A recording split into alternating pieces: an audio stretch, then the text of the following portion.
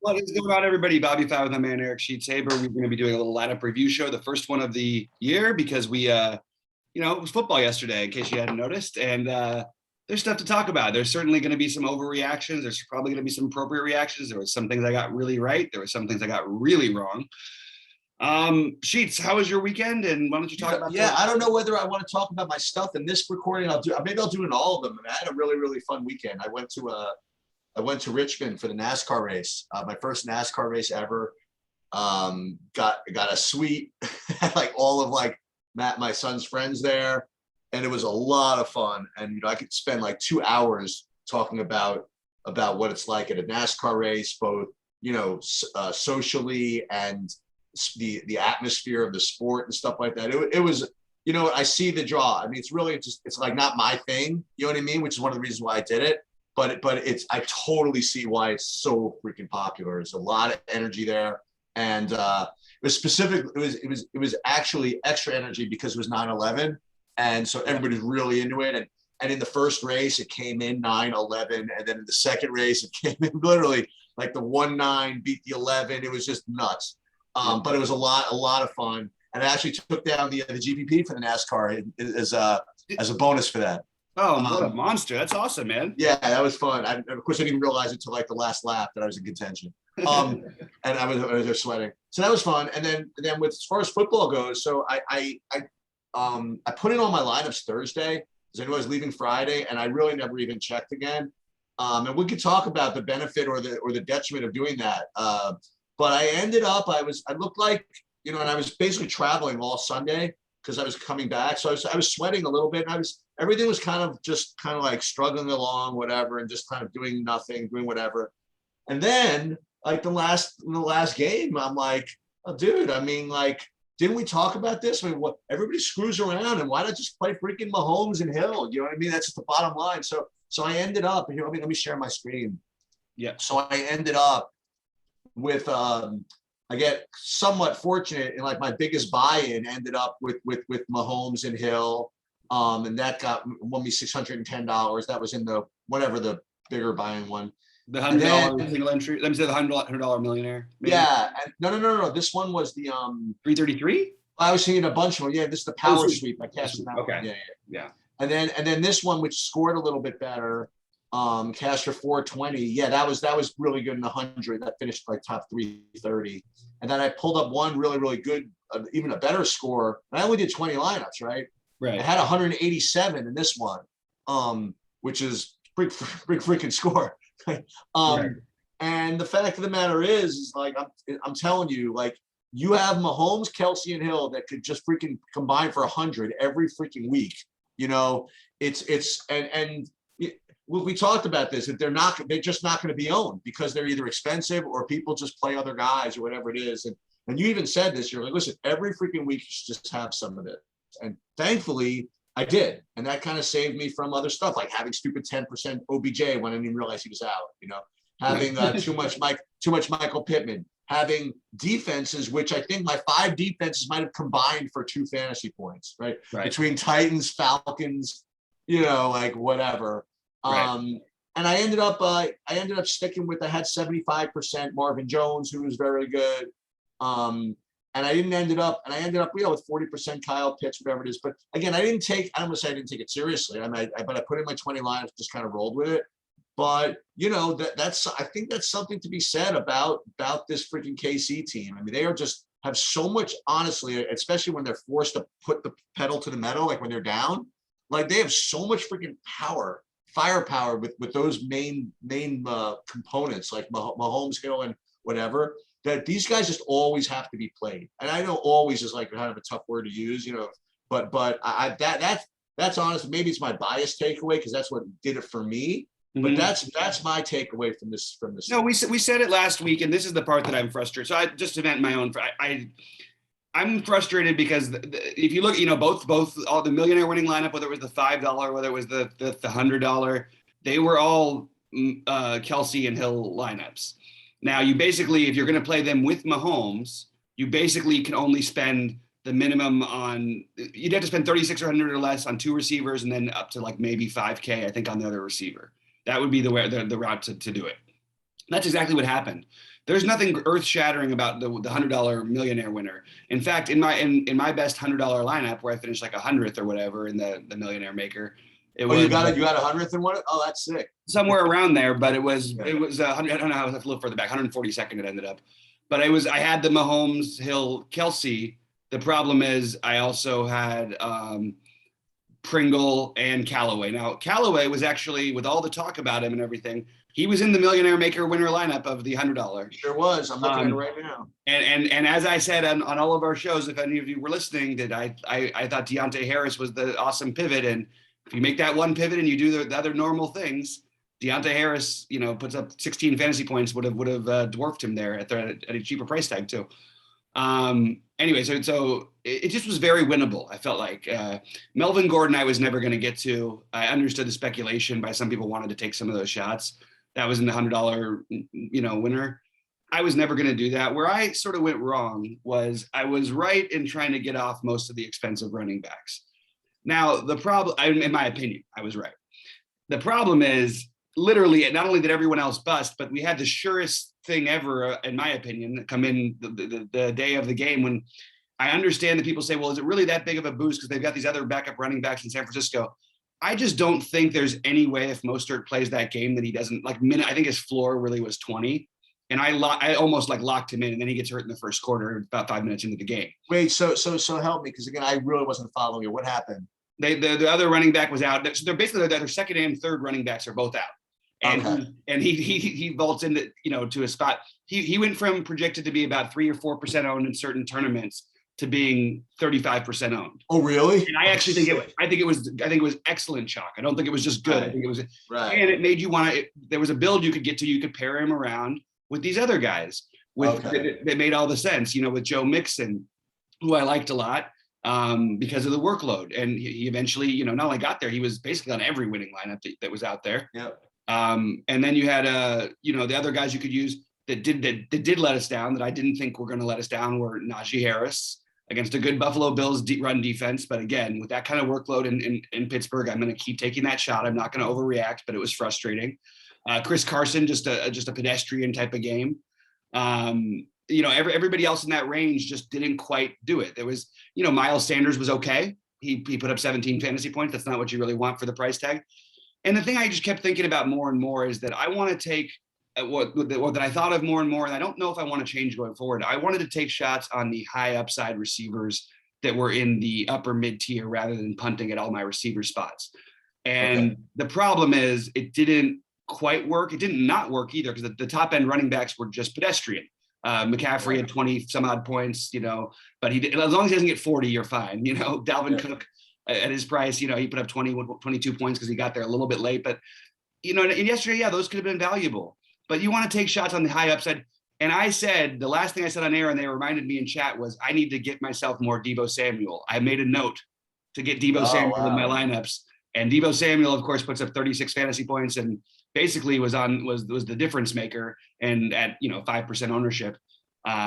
So I don't think my strategy was altogether wrong. I had some of the wrong plays, and that's going to happen with variance. Corey Davis looked excellent for the Jets. Elijah Moore, I thought would get some more of that work. Didn't really happen. That's where I sort of maybe made some missteps. I wanted to go away from a chalky Marvin Jones, and I still honestly, just to be completely, I know he helped some of your lineups. I think that was pretty fluky the way that he got there. He scored How did he get there? A BS touchdown late, which is, again, maybe happen. But I was playing James Robinson a lot because I was playing the Jacksonville was going to beat up on this supposedly horrible Houston team. But then we sort of forgot that, Jacksonville's pretty horrible too. So there's just a lot of things from week one, a lot of things we can overreact to. Aaron Rodgers looked like the worst player in any game, looked like the worst quarterback in the NFL yesterday. The Green Bay Packers looked worse than every team in the NFL. The Texans looked excellent. These are not things that I expect to continue, at least not to that extent. I do think the Packers are probably in trouble, but in general, I just think that let's not overreact. Pitts is still going to be a very good tight end and going to make for good value and all this stuff going forward. Atlanta's not going to score 6 points every week.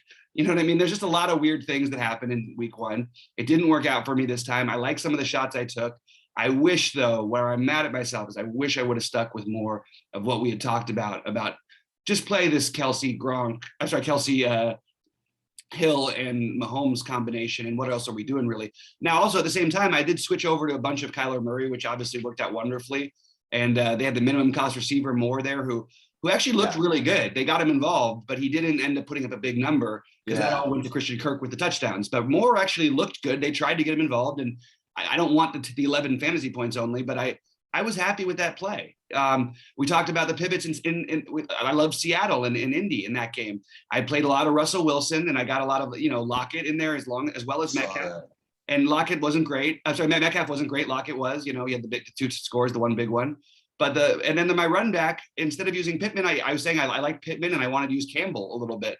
And of course, it goes to Zach Pascal, catches the 2 touchdown passes. You know what I mean? It's just sometimes variance doesn't work out in your favor. The more work goes to the other guys, and sometimes the other guys make the touchdown grabs. That's what you needed to win yesterday. Congrats to everybody who did. I did not have a great day, but I still felt okay about the process.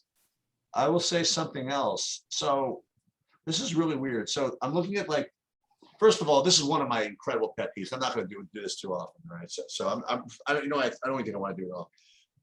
Please, guys, when you look at content providers and they review like the winning lineups and stuff, it's really just bad business. Okay, not bad business. Almost anybody can make a case after the fact for why they had a certain thing. Okay, and you just analyze like the one top lineup, and then then you just completely change your process to conform to creating a lineup like that in the future. It's just not the way life works. Okay, if you want to really just look at what does well, just look at who the top players played. Honestly, you know what I mean? Like, just because this thing happened to win, like here's an example. This is what I believe. Like, what I was going to say is what's interesting about this lineup. This one particular lineup is it really doesn't have anybody that's like really, really low owned, except for Melvin Gordon. Right? Melvin Gordon and the Bengals defense, yeah. Yeah, but the fact is that if you're going to win something like this, you're usually going to need more than this as far as low owned guys. Especially in a $5 tournament, right? This is 100. Oh, that's 100. Okay. In the 100, you may not, though. As much. But you see this one, like, see, he's 206. He's had all these guys. Like, some lineup like this, like Sippy, like this to me is more of like something that, you know what I mean, that you usually see. Mm-hmm. Like these freaking wildness, you know what I mean? Like these 1%, 2%. And if you're going to play where you have to beat 1 billion people, I do still think that's what you have to do. So look at some of these shots here. Waddle, Humphreys was second, third win. So it's tough, man. It really is tough to win these things. It really is tough. But I also, just to that point, though, Sheets, I think we have to. This is a mistake it's not even a mistake. It's strategically correct in general to have a run back, especially when the game is like shooting out. Yes. But at the same time, we see it over and over and over again. Every non-stack winning. And by the way, in the $5 that won it, they played Joe Burrow with T. Higgins, and then they used both KC receivers because he couldn't fit him in price-wise. And that's how he won the million thing. There was no run back on that. All of my lineups, and I can't even say it was a bad move because I ended up using Landry, who put up 20 fantasy points and was totally fine. I was going to be Beckham for me. It switched over to Landry when Beckham was out. And I set up all my lineups to do that, and that was fine. But everybody who didn't have the run back are the people who won all the tournaments. And I think that you can make a case you don't need to always have that run back as much as maybe we do. Maybe we overdo it a little bit in tournaments that are, especially the larger field tournaments that are 1 million people. I really don't think you necessarily always have to have a run back, especially when it comes to the Chiefs too. The Chiefs can beat you 45-0, but that wasn't what happened yesterday. There was points put up by Cleveland. Just people, you didn't happen to need the run back from that game. And I think we don't. It was Chubb, right? Chubb's the one that scored most of the points. Chubb had 20, I think, and Hunt had 15, and Landry had 20. Okay. Landry was good. Landry was a great play. Terrible job on the field, by the way. Landry ended up like 3% owned. I thought that was a terrible job. They heavily involved. He even got the rushing play down by the goal line one of the times. I mean, yeah, you identified that, by the way, to me. I don't remember this. We were talking about, you're like, how is Jarvis Landry going to be like so low owned? Yeah, and that was, and I thought it was because of Beckham. And I thought once Beckham was announced out, hey, they'll switch over to Landry, and they didn't do it. Anyway, but it was a fun first week. I really enjoyed the Thursday Showdown game as well. That was a blast. And this whole, I'm ready for a fun football season. My Rams look terrific. Made a little bit of money back on my Showdown slate last night, so that was fun.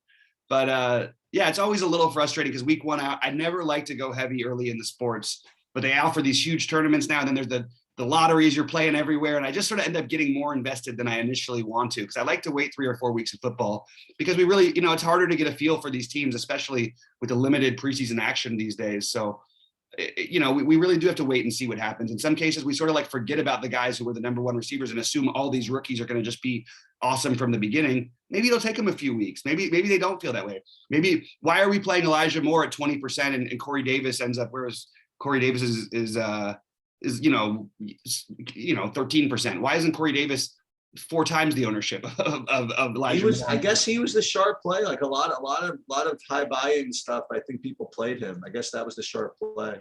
I thought the sharp play was Atlanta, and I was off to a flying start with Deontay Smith, and then the problem was with Philly. The problem was there was never a time they had to throw the ball anymore because the defense couldn't do anything. The offense for Atlanta couldn't do anything. Anyway, it was a really fun week, and there's a lot of good players towards the top. I didn't notice many guys who I know as winning the million, which is always nice to see. I like to see other guys get it. I see. You know what? I see Brick 75. He got third. That's a shame because I know he really needed the money. I was really rooting for him. Yeah, right. I am rooting for guys like that. Really smart dudes. Yeah. You know what I mean? Whatever it is. But hey, and a shout out by the way to one of the OGs from poker back 100 years. Samuel, I think, won the showdown last night, or at least chopped it or something. Yeah, he's awesome because he's a pretty big DFS guy too. That's what I'm saying. Yeah, like he plays DFS really, really big, and look, there are a lot of ways to get it done, and he plays DFS like he played poker. You know what I mean? Usually pretty conservatively. Doesn't like go completely nuts, but goes nuts enough to get the equity he needs to be competitive in everything. And he does DFS exactly the same way. Remember lineups that. Remember, everybody thought he was a bot forever in playing poker. That was the rumor it was the rumor for years at the beginning. I don't remember that, but he's all like, you look at his lineups, they're always extremely logical. And then the showdown slate last night, the only thing that he had, even remotely different than anybody was Van Jefferson, and it wasn't like that was particularly That's right. I played Van Jefferson. I played 2 lineups, and he was in both of them. Yeah, exactly. So I mean, so like my point is that you can win without playing 700 million lineups of 0% owned guys. Okay, you can get away with just playing good plays, but being smart about it. Yep, absolutely. All right, well, we'll be back with some baseball and some showdown. Sheets, anything else before we get out of here? No, we're good. Hope everybody had a good week and a fun week, and there'll be 37 more of them, I guess. Yeah, seriously. Yeah, good luck to everybody. I hope it was a good week for you, and we'll see you shortly.